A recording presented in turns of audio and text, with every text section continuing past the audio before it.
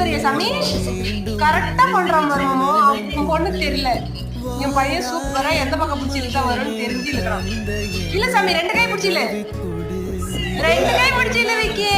இந்த பக்கம் ஃபர்ஸ்ட் விக்கி, எங்க பிடிச்சா அங்கே இழு.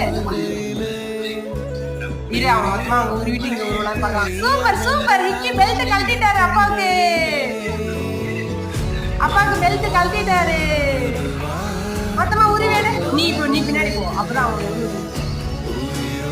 Super super super Vicky, super.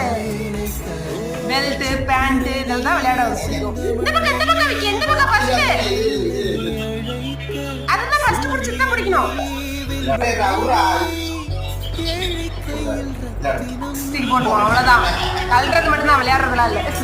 மகை எடுத்து விளையாடுவா. ஏன் தங்க அம்மா பெல்ட் கழட்டி விட்டியா?